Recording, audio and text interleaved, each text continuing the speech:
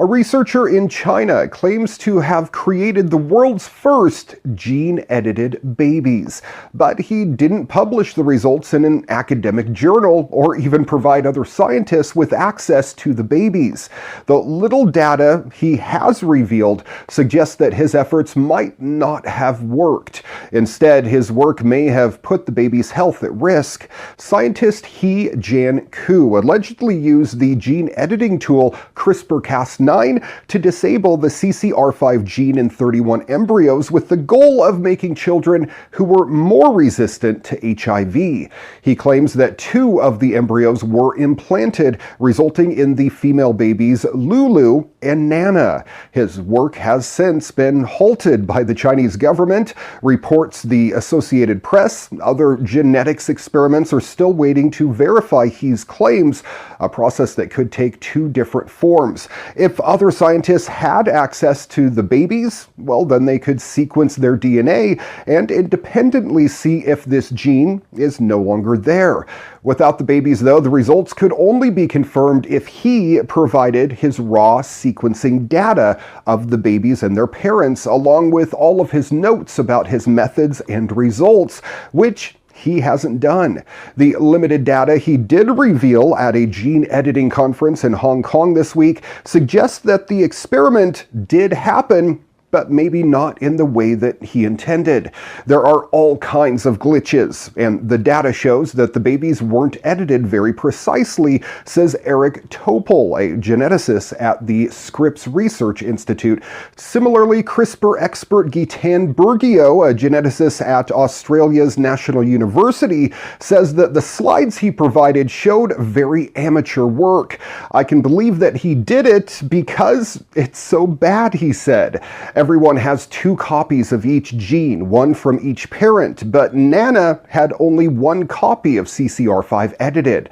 Plus, both babies have a combination of cells with an edit and without an edit. This is absolutely devastating, says Burgio, because it means that the babies still have the normal gene, so they're probably not more HIV resistant after all. We do know that using CRISPR to edit a gene can have unintended negative consequences on health and other ways. Earlier this year, Nature Medicine published papers suggesting that editing one part of the DNA using this method could harm other parts of an organism's genetic code. This is called off-target effects. For example, it's possible to accidentally disrupt a system that protects from eye cancer when using CRISPR to edit something completely different. It sounds like coding work, in my opinion. In his case, the team found one new mutation in Lulu that could have been caused by CRISPR, but he decided it was safe. Still, Burgio says that the sequencing methods they used to check for off-target effects weren't enough. And it's possible the babies both have CRISPR-caused mutations that could harm their health. And even if these off-target mutations aren't harmful, research has shown that a mutation in the CCR5 gene can make people more susceptible to dying from the flu. For his part, he has defended himself and even claimed that a second pregnancy with a gene-edited baby is underway. Meanwhile, the scientific community worldwide has been fiercely critical of his efforts, which seem to have bypassed typical scientific conventions at nearly every step. The problem was not simply that he did this in the first place, it's that he didn't tell his university or almost anyone else about the experiment. And he didn't go through the typical academic peer review process to make sure his evidence was corroborated before publicly discussing it either. He likely did not obtain full informed consent from his subjects and might have even had a business motive, seeing that he is involved in 2 biotech startups.